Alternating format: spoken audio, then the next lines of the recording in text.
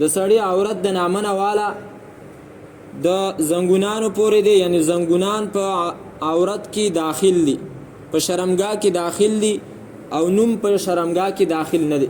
ځکه حضرت حسن رضی الله تعالی عنہ په باره کې راځي چې کله کله به نبی علیہ الصلوۃ والسلام د هغه نوم ښکلولو ماشوم په هغه وخت. نو که چېرته هغه عورت وي نو چېرته نبی علیہ الصلوۃ والسلام عورت هغه ښکلو.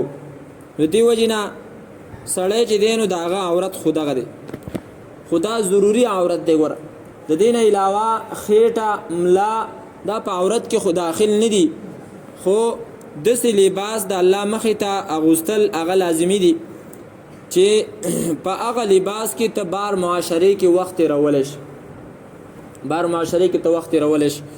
د دې وجې نه داسې لباس چې ته د یو چا کره په هغې کې په هغه لباس کې نشي میلمه کېدلی، نو دا لباس د الله مخې ته اغوستل، په دې کې مونځ کول، که ته په خپل بیټک کې او که ته چې دی نو په بازار کې او که ته په جومات کې په دغه لباس کې مونځ کول مکروه دي.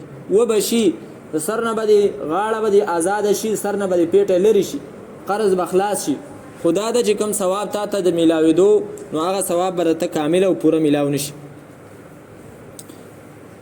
نو د دې وجې نه په ګنډۍ کې مونځ کول صرف په ګنډۍ کې. ځینې خلک داسې چې هغه سار کې راپاسېږي بس ایسته هغه یاره اوس بس کمیس اغوندم مانځه نه پس هسې چې دی نو وده کېږم، صرف په ګنډۍ کې بنین کې چې دی نو مونځ وکړي، نو دغه مکروه دي.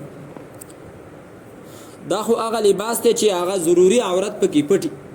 د دې نه علاوه د کلاړیانو چې کوم لباس دی چې په هغې کې زنګونان ښکاري نو په هغې کې مونځ نه کېږي. کوي دی که نه؟ نه کېږي. دا خو هغه مثال له چې چا دا ویلو چې په ډیران باندې مونځ نه کېږي، نو یو ساده سړی وایي چېرې ما خو کوو کېدو، ما خو په ډیران باندې مونځ کوو نه کېدو، د ولاړو مخه ښکته کېدم پورته کېدم سجدم کېدل هر څه کېدل. نو ټیک ده دا ښکته کېدل پورته کېدل به دې وشي، خو د الله په نیز باندې دا ونه شو، هسې چې دی نو ودرېدل کېناستل.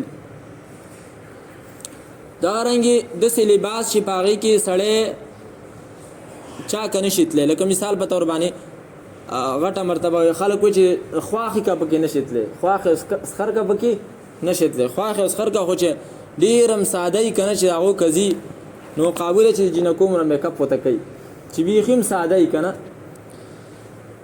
نو وایي چې د خواښې او سخر که پکې نشي تللی نو په هغه لباس کې د الله مخې ته ودرېدل هم څه دي؟ مکروه دي.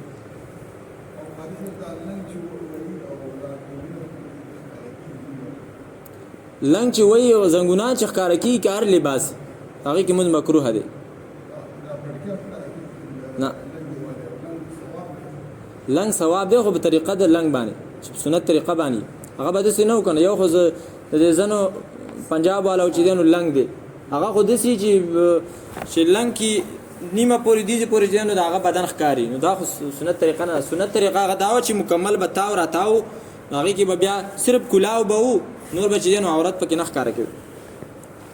نو قانون دا چې بس عورت پکې ښکاره کېدو بیا پکې مونځ نه کېږي. عورت زنګون وغیره دا پتون وغیره دا چې پکې ښکاره کېدل بیا پکې مونځ نه کېږي. او بله خبره دا چې په جوماتونو کې چې دا کومې ټوپۍ پرتې دا د پلسټک والا، نو په دې کې د الله مخې ته ودرېدل دا مکروه دي. ځکه دا ټوپۍ چېرته هم یو کس د جومات نه بار نه اغوندي، خو صرف د الله مخې ته په دې کې ودرېږي. دا د الله دربار داسې چې نو سپک شو چې ته په دې لباس کې ودرېږي. دلته ټوپۍ پرتې وي، اوس موږ چې څه پې وکړو، اوس چا راوړې وي پته نه، چا موږ چاته نه ویلي خو راوړې وي، او دلته هغه ټوپۍ پرتې وي نو په هغې کې یو ورځ چې دی نو په یوې ټوپۍ کې دغه مړه وه، دا څه ورته وایي دلته چې ګرځي راګرځي چرمخکۍ.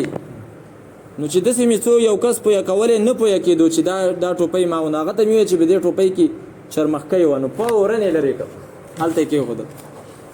نو داسې هر یو لباس چې کوم دی نو هغه په دې کې پته نه لګي څومره خلکو خولې او د یو سره او د بل سر خولې چې دی نو هغه په هغې باندې ولګي. نو داسې لباس خو سړی چې دی نو هسې هم تې کرکه کوي، نو بیا د الله مخې ته څنګه اغوندي.